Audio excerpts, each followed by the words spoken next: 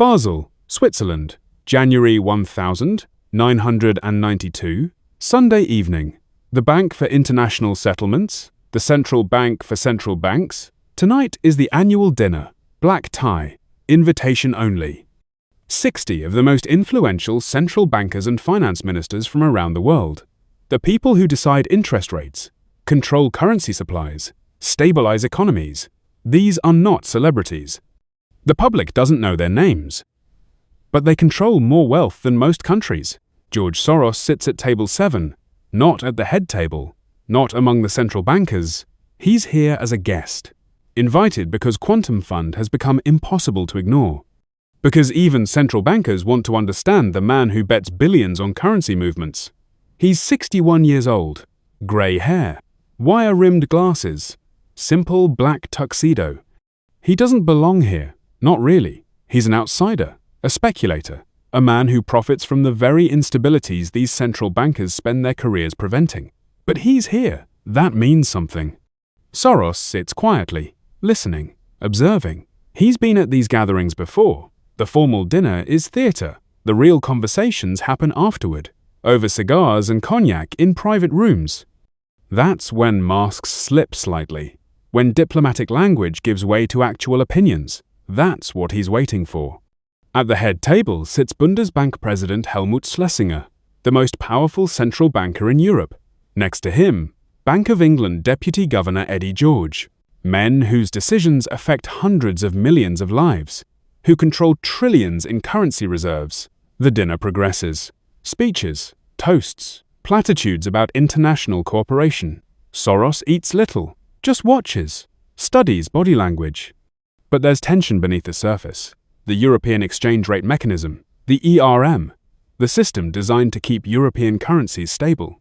It's straining. Everyone knows it. The British pound is overvalued. The German mark too strong. The system is creating pressure, building like steam in a sealed container. Eventually, something has to give. After dinner, people migrate to a reception room. Small groups form. Conversations deepen. Soros stands near a window, looking out at the Swiss countryside. A voice behind him, Mr. Soros, Eddie George, Bank of England Deputy Governor, mid-50 seconds, distinguished. Behind him stands Thomas Müller, senior economist at the Bundesbank, German, precise. Gentlemen, Soros nods. We were just discussing currency markets, Eddie George says. His tone is cool. Your fund has been quite active. We follow opportunities, Soros says. Some might call it predation, Müller says. Markets exist to discover price. We participate in that discovery by betting against currencies, Eddie George says. An accusation wrapped in diplomatic language. When currencies are mispriced, yes. And you believe you can determine when a currency is mispriced better than the central bank that issues it? Müller asks. The challenge is direct now. No pretense. I believe markets eventually correct mispricing, whether the central bank acknowledges it or not. Eddie George bristles slightly. Central banks have resources speculators cannot match. We can defend our currencies indefinitely. Can you? Soros asks quietly. The question hangs in the air. Dangerous. Direct. The kind of question that shouldn't be asked in polite company. But Soros asked it, and now Eddie George has to respond. The Bank of England has defended the pound successfully for decades, through wars, through crises, through speculators far more aggressive than hedge funds. Yes, Mr. Soros, we can. With respect, Soros says, you've never faced a situation like this. The ERM commits you to defending an exchange rate your economy cannot sustain. Your interest rates are crushing your housing market. Your unemployment is rising. Your government faces political pressure to cut rates, but the ERM demands you raise them. How long can you maintain that contradiction? Müller steps forward. You seem quite confident in your analysis. I'm confident in mathematics. The British economy needs lower interest rates. The ERM requires higher rates. Those two facts are incompatible. Something must break. And you profit when it breaks, Eddie George says coldly. I profit when reality reasserts itself over policy. Yes. The conversation has attracted attention. A small circle forms. Other central bankers, economists, people drawn by the tension. Everyone's pretending not to listen while listening intently. Müller asks the question everyone's thinking. Could you actually crash a currency, Mr. Soros? Could one hedge fund overcome a central bank? The room goes quiet. This is the question. The fundamental question about power in modern finance. Can private capital overcome public authority? Can speculators defeat central banks? Can the market overpower the state? Soros considers his answer carefully. Everyone is watching now. Whatever he says will be remembered, repeated, analyzed. This moment matters. The question assumes the wrong dynamic. Soros begins. I don't crash currencies. Markets crash currencies when central banks defend unsustainable positions. My role is simply to recognize the unsustainability before others do, to act on that recognition. The crash would happen regardless. The only question is whether I'm positioned to benefit from it. That's sophistry, Müller says. Your actions accelerate the crash, make it more severe, profit from destruction you helped cause. No, my actions reveal what's already true. If a currency can be crashed by speculation, it was already crashable. The weakness was already there. Central banks prefer to blame speculators rather than acknowledge their own policy failures. But the mathematics doesn't change because you refuse to see it. Eddie George speaks, his voice tight with controlled anger. So you believe the pound is unsustainable, that Britain will be forced to devalue. Soros doesn't answer directly, too dangerous, but his silence is answer enough. Let me be clear, Eddie George continues. The Bank of England will defend the pound with every resource at our disposal. We have tens of billions in reserves. We have political support. We have the credibility of centuries. No hedge fund, no matter how large, can overcome that. Your analysis, Mr. Soros, is wrong. And if you bet against sterling, you will lose. The challenge is explicit now. Public. Everyone heard it. The Deputy Governor of the Bank of England just told George Soros he cannot win. Soros meets his eyes. I hope you're right. Sincerely, currency crises damage real economies, real people. I would prefer to be wrong and lose money than be right and watch Britain suffer. But hope doesn't change mathematics, and mathematics says your position is indefensible. We'll see, Eddie George says coldly. He turns and walks away. Müller follows. The circle breaks up. People drift back to their conversations. But everyone knows what just happened. The most successful currency speculator in the world just told a central banker he would fail, and the central banker just said, "Try me." Soros returns to the window. Another figure approaches, older, perhaps 70, distinguished, white hair, introduced as Jean-Pierre Roth, former Swiss National Bank director, retired now, no longer bound by diplomatic constraints. That was quite an exchange, Roth says quietly. I shouldn't have been so direct.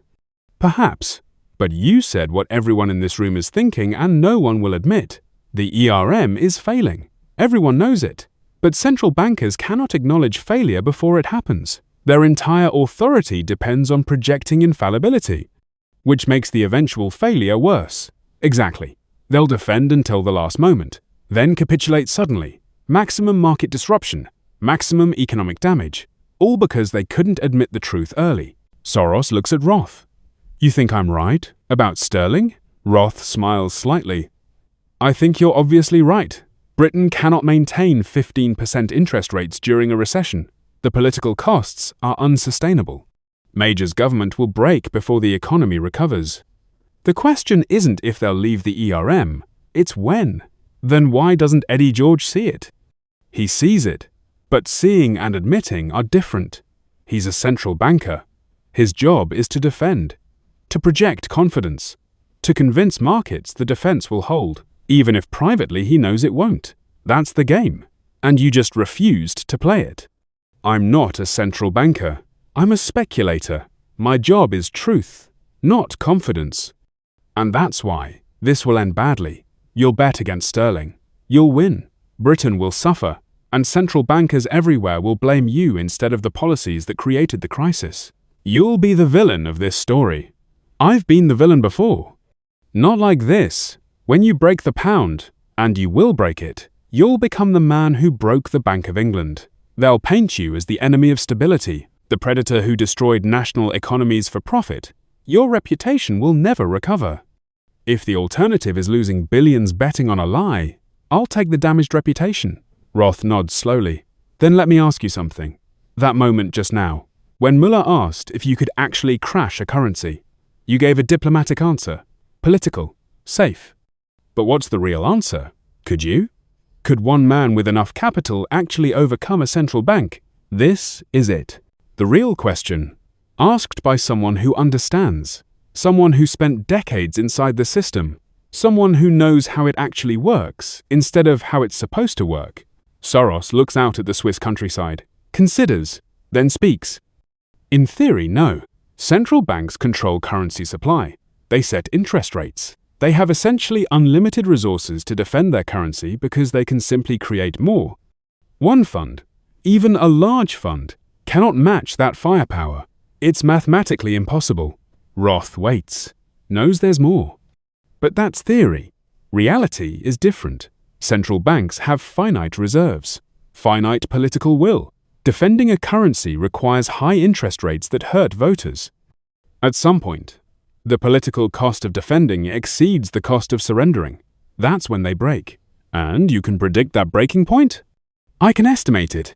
When factors align, one large position can tip the balance. Force them to spend reserves faster. Accelerate what was already inevitable. So you can crash a currency. I can accelerate a crash that was already coming. If the policy is unsustainable, a large enough position can force the issue. Make the crisis happen now instead of later. That's terrifying power. It's mathematics. The power belongs to whoever controls currency policy. I just recognize their mistakes. Roth shakes his head. When sterling crashes, you'll be blamed. They'll say George Soros broke the pound. You'll be the scapegoat. As long as I'm a rich scapegoat, I can live with it. 6 months later, July 1992, Quantum Fund offices. Soros has built a massive short position against the pound, over $10 billion. His team is nervous. The Bank of England keeps defending. Some investors are wavering, want him to close the position. Soros refuses. The mathematics hasn't changed. Britain can't sustain current interest rates. Major's government is fracturing, but the ERM demands they hold. The 15th of September 1992, Bundesbank President Schlesinger gave an interview, said currencies might realign within the ERM. The most powerful central banker in Europe just said the system is breaking. Soros doubles his position, $15 billion, then $20 billion. If he's wrong, Quantum Fund is destroyed, but Soros isn't wrong. The 16th of September 1992, Black Wednesday. The British pound opens weak. The Bank of England defends, buys billions in pounds. The currency stabilizes briefly, then falls again. Norman Lamont raises interest rates to 12%. Market doesn't care, raises to 15%, still falling. The Bank of England spent £27 billion in a single day. The mathematics Soros predicted 9 months ago is playing out exactly. At 7:40 p.m., Lamont appears on television. Exhausted, defeated. Britain is suspending ERM membership. The defense is over. The currency collapses, falls 15% overnight. The Bank of England lost £3.3 billion. Britain's reputation for monetary stability is shattered. George Soros makes $1.1 billion in a single day. Over $2 billion total. The man who broke the Bank of England. The media goes insane. Headlines about speculators. George Soros, the financial villain. Politicians demand regulation. Eddie George gives speeches about the dangers of uncontrolled capital flows. But Soros knows the truth. He didn't break the pound. British policy broke the pound. He just recognized it first. The crash would have happened regardless. Because mathematics doesn't negotiate with central banks. 2 years later, 1994, Soros is invited to speak at a central banking conference. Many wanted to exclude him, but curiosity wins. They want to understand how he did it. Soros stands at the podium. Eddie George is there, front row, arms crossed. You invited me to explain how I broke the Bank of England. Soros begins. That framing is wrong. I didn't break anything. The ERM was already broken. British policy was already unsustainable. I just recognized it first. Silence. Everyone listening. 2 years ago, in Basel, someone asked if I could crash a currency.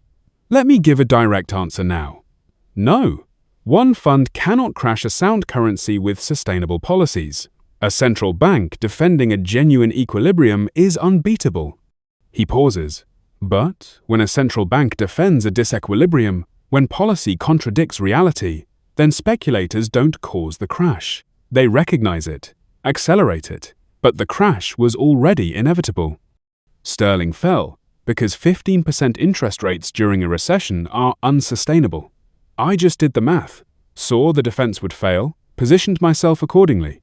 Eddie George stands up. You destroyed our credibility.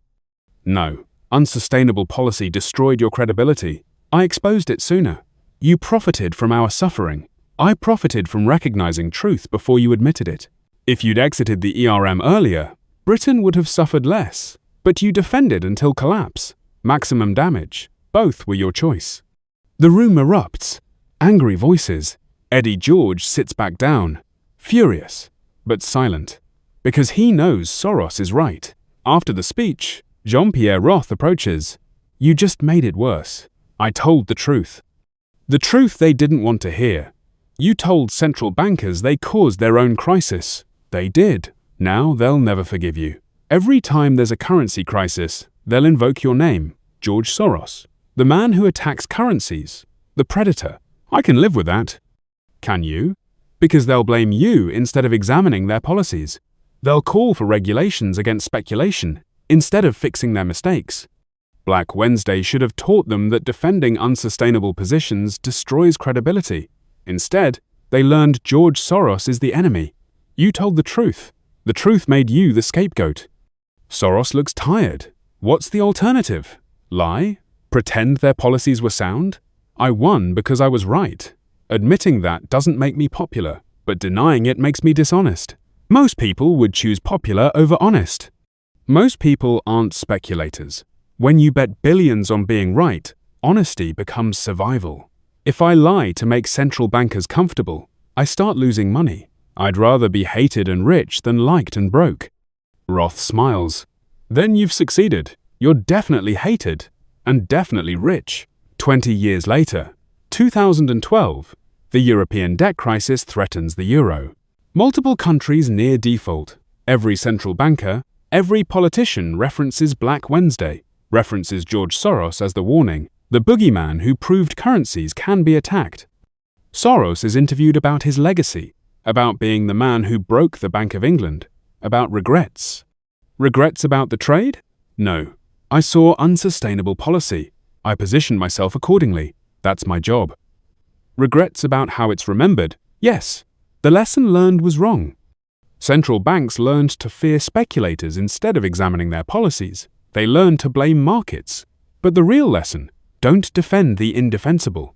Don't commit to exchange rates your economy can't sustain. Don't let political pride override economic reality. It's easier to blame me than learn it. The interviewer asks, could you do it again? Crash another currency? Soros thinks, remembers Basel, remembers Eddie George asking the same question, remembers his diplomatic answer. If another central bank defends an unsustainable position, then yes, it could happen again. Not because speculators are powerful, because central banks sometimes make mistakes they refuse to admit. Markets eventually force them to admit it. That's reality reasserting itself. I'm just the person willing to bet on reality when everyone else is betting on hope. In 1992, sterling was overvalued. British policy was unsustainable. I said that truth out loud. Bet billions on it. Won. Became the villain. Fine. I'd rather be a villain who was right than a hero who was wrong. You sound like you'd do it again. If the analysis says I should. Absolutely. Because my job isn't to protect central bank credibility. It's to recognize truth, profit from truth. Whether that makes me popular doesn't matter. In Basel, Thomas Müller asked if George Soros could actually crash a currency. The answer he got was diplomatic, carefully worded. The answer Soros gave 20 years later was direct, honest, terrifying to every central banker who heard it. Because the answer is yes. Not through brute power, through truth, through recognizing unsustainability before others do, through betting billions on mathematics over politics, through refusing to believe official narratives when reality tells a different story. That's what changed financial history. Not that currencies can be crashed, that someone would have the conviction to bet everything on that truth, to risk his reputation, to become the villain, to tell central bankers they were wrong while they were still defending, to profit from inevitable collapse while everyone else clung to hope. George Soros didn't break the Bank of England. He recognized it was already broken. But in a world where central banks depend on belief as much as reserves, where credibility is currency, where admitting mistakes means losing authority, the person who recognizes truth first becomes the enemy. The person who bets on reality becomes the villain. The person who profits from inevitable collapse becomes the scapegoat. George Soros became all three. By answering one question with complete honesty, could you actually crash a currency? Yes, when it deserves to be crashed.